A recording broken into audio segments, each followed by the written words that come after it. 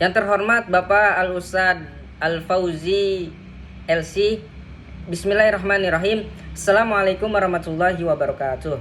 Alhamdulillahilladzi ja'ala lugatal arabiyyata afdhala lugat. Wassalatu wassalamu ala sayyidina Muhammadin sayyidis sadat wa ala alihi wa sahbihi ila yaumil mi'ad. Amma ba'd. Laqad qala Allahu ta'ala fi kitabihil karim, a'udzu billahi minasyaitonir rajim. Bismillahirrahmanirrahim.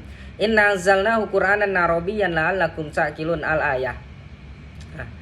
Pertama-tama marilah kita panjatkan puja serta puji syukur kita kepada Allah Subhanahu wa taala sehingga saya dapat melaksanakan ujian akhir semester ini dalam keadaan sehat walafiat. Sholawat dan salam semoga selalu tercurah kepada manusia yang paling mulia di antara yang paling mulia, yakni Nabi besar Muhammad sallallahu alaihi wasallam.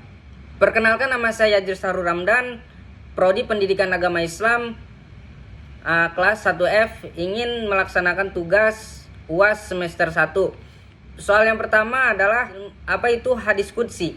Hadis qudsi ialah perkataan-perkataan yang disabdakan Nabi Muhammad SAW dengan mengatakan Allah Subhanahu wa taala berfirman. Nabi menyandarkan perkataan itu kepada Allah. Beliau meriwayatkan dari Allah Subhanahu wa taala.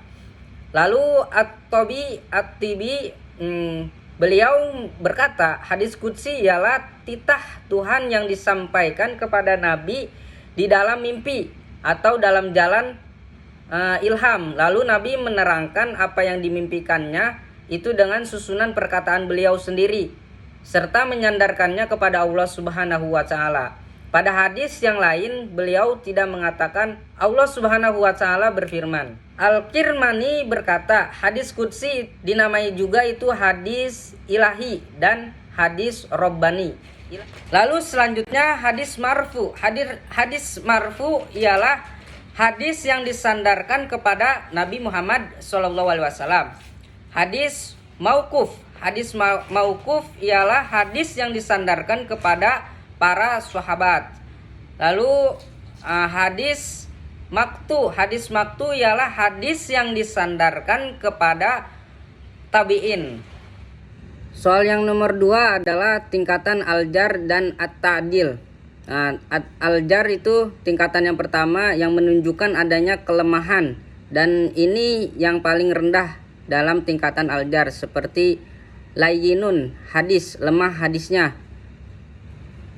Tingkatan yang kedua adalah adanya pelemahan terhadap perawi dan tidak boleh dijadikan sebagai hujah, seperti fulan tidak boleh dijadikan hujah atau doif, atau ia mempunyai hadis-hadis yang munkar atau majhul, tidak diketahui identitas kondisinya. Tingkatan yang ketiga adalah yang menunjukkan lemah sekali dan tidak boleh ditulis hadisnya, seperti fulan doif jadid atau doif sekali, atau tidak ditulis hadisnya, atau tidak halal periwayatannya darinya, atau laisa bil sayyin, tidak ada apa-apanya. Lalu tingkatan yang keempat yang menunjukkan tuduhan dusta atau pemalsuan hadis, seperti fulan mutahamman bil kazib, atau dituduh berdusta, atau dituduh memalsukan hadis, atau mencuri hadis, atau matruk yang ditinggalkan, atau bukan orang yang terpercaya. Lalu selanjutnya tingkatan yang kelima yang menunjukkan sifat dusta atau pemalsu yang semacamnya, seperti kazab, tukang dusta, atau dajjal, atau pemalsu hadis, atau dia berbohong, atau dia memalsukan hadis. Lalu yang tingkatan ke-6 yang menunjukkan adanya dusta yang berlebihan, dan ini seburuk-buruknya tingkatan, seperti fulan orang yang paling pembohong, atau ia adalah puncak dalam kedustaan. Tingkatan at-ta'dil. Tingkatan yang pertama yang menunjukkan bentuk superlatif dalam pentadilan atau dengan menggunakan wazan af'ala, dengan menggunakan ungkapan-ungkapan seperti fulan kepadanya lah puncak ketepatan dalam periwayatan, atau fulan yang paling tepat periwayatan dan ungkapannya, atau pula orang yang paling kuat hafalannya dan ingatannya. Tingkatan yang kedua dengan menyebutkan sifat yang menguatkan kesikohannya, terus keadilannya dan ketepatan periwayatannya, baik dengan lafaz maupun dengan makna, seperti sikotun sikoh atau sikotun sab, yang atau sikoh dan terpercaya, atau sikoh dan hafiz. Tingkatan yang ketiga yang menunjukkan adanya pensikohan tanpa adanya penguatan atas hal itu, seperti sikoh, sab, atau hafiz. Lalu tingkatan yang keempat yang menunjukkan adanya keadilan dan kepercayaan tanpa adanya isyarat akan kekuatan hafalan dan ketelitian. Lalu tingkatan yang kelima yang tidak menunjukkan adanya pensikohan ataupun celaan, seperti fulan syekh, fulan seorang syekh, diriwayatkan darinya hadis atau yang baik hadisnya. Lalu tingkatan yang keenam, isyarat yang mendekati celaan, seperti sahibul hadis, hadis lumayan, atau ditulis hadisnya. Soal yang ketiga adalah sanad ali dan nazil. Ali artinya tinggi dan an-nazil rendah. Adalah dua keadaan sanad suatu hadis. Maksudnya adalah ketika satu hadis datang dengan dua sanad atau lebih, maka yang jumlah rawinya lebih sedikit dari yang lainnya, maka ini disebut ali atau tinggi, dan yang jumlah rawinya lebih banyak itu disebut an-nazil. Nah, misalnya ada teman Anda yang mengatakan, saya mendengar Ahmad berkata, saya mendengar Muhammad berkata, saya mendengar Mahmud berkata, Jakarta banjir sekarang. Maka pada sanad itu terdapat 3 orang rawi, teman Anda Ahmad dan Muhammad. Adapun hadisnya maka dari perkataan Mahmud. Kemudian Anda mendengar ibu Anda berkata, tadi bapakmu bercerita, saya dengan Mahmud berkata, Jakarta banjir sekarang. Maka pada sanad ini hanya ada 2 orang rawi, itu ibu Anda dan bapak Anda. Hadis yang sama dari ucapan Mahmud. Nah, maka sanad yang pertama disebut an-nazil karena lebih banyak rawinya dari yang kedua. Maka yang kedua disebut ali.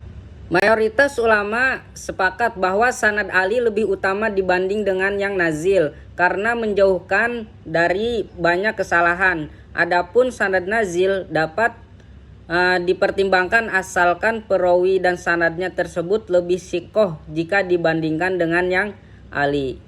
Soal selanjutnya adalah hadis mubham. Hadis mubham yang terdapat pada sanad adalah termasuk hadis doif, karena itu tidak makbul. Dasar penolakan hadis mubham pada sanad ini ialah karena ketiadaan dikenal nama dan pribadi si rawi itu, sekaligus tidak dapat diketahui identitasnya, apakah ia seorang kepercayaan ataupun bukan. Biarpun hadis mubham pada sanad itu menggunakan lafaz penyampaian berita yang dapat dipahamkan adanya arti kepercayaan, seperti lafaz telah bercerita kepadaku seorang yang kepercayaan atau adil. Namun menurut pendapat yang lebih kuat, belum juga diterima sebagai hadis yang makbul, atau hadis yang kurang satu syarat atau syarat-syarat yang ada pada hadis sahih dan hadis hasan. Bagaimana cara pengamalan hadis mubham? Allah Subhanahu wa taala berfirman dalam surat An-Nisa ayat 59 yang artinya, wahai orang-orang yang beriman, taatilah Allah dan taatilah Rasulnya dan ulil amri di antara kamu. Kemudian jika kamu berkelainan pendapat tentang sesuatu, maka kembalikanlah ia kepada Allah atau Al-Quran dan Rasul atau sunnahnya. Quran surah An-Nisa ayat 59.